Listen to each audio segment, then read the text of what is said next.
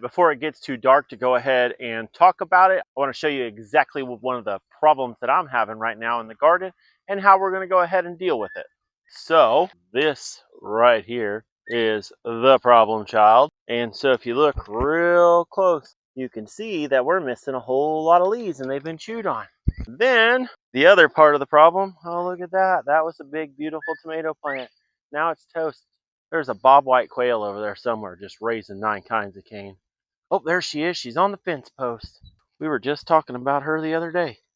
She had frickin' 100 babies running around with her. I don't want to get any closer to her. There she is. Look at that. Oh boy, that's the ceiling. That's really terrible footage of her, but there she is. I just can't get very close or she'll freak out. And I haven't found one live yet, but if I do, I'm going to pop it up there.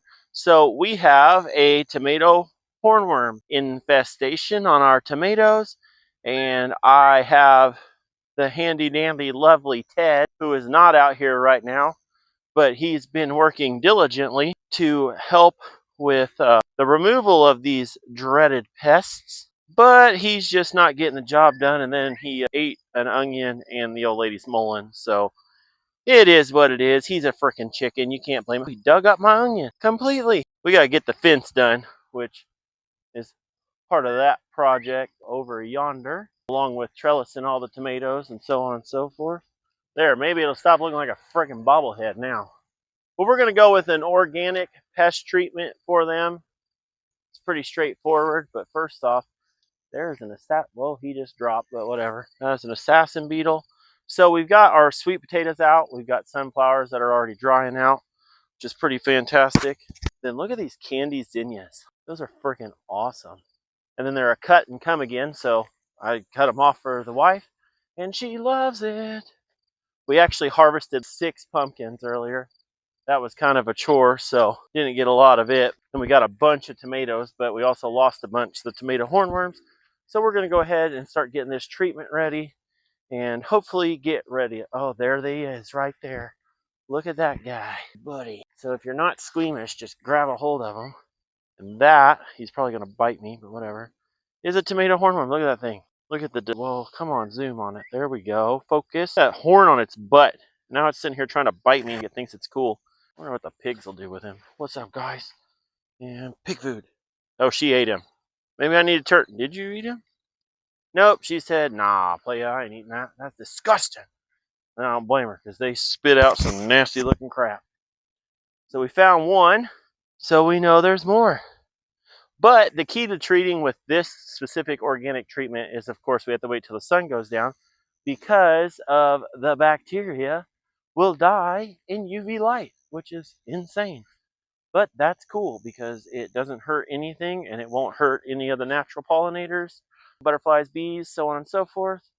And hopefully it just goes after specifically, I think it's cabbage worms and tomato hornworms. So that's pretty cool. All right, so we got a little growed up over a little bit. The plants definitely got out of control. My blackberry is doing its thing and I love it. So we're going to try to get the mower going real quick before it gets too dark. Hopefully I can get the push mower up here before then as well. Get some of these rows mowed a little bit better so that way it doesn't look as terrible. And just kill some time until the sun goes down. All right, and what we got here is, of course, the Thuricide. Now that it's starting to Thuricide BT Caterpillar Control Biological Insecticide. So it's supposed to be safe for humans, supposed to be safe up to the day of harvest, supposed to be safe for pets, bees, and the caterpillar, non-target caterpillars. So you're going to take, for us, it's 3 ounces per gallon. So for us, we're going to be using the 2-gallon sprayer tonight. So it'll be 6 ounces for this. So we'll get this mixed up and we'll get after it. It does have ounces on the side of it. I just can't read it.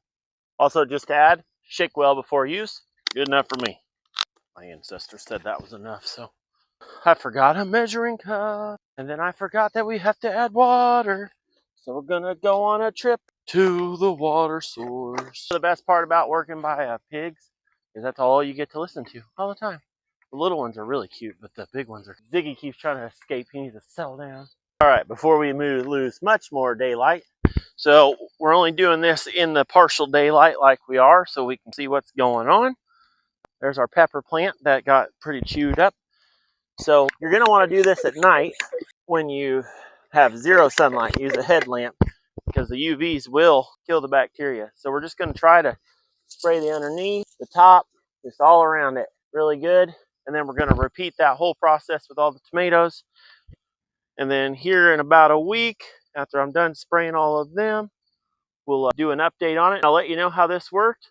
And go ahead and let me know in the comments what exactly you're battling the most in the garden this week. I know with pests and heat and no rain and so on and so forth, it's been a rough month. So let us know in the comments below what you got going on.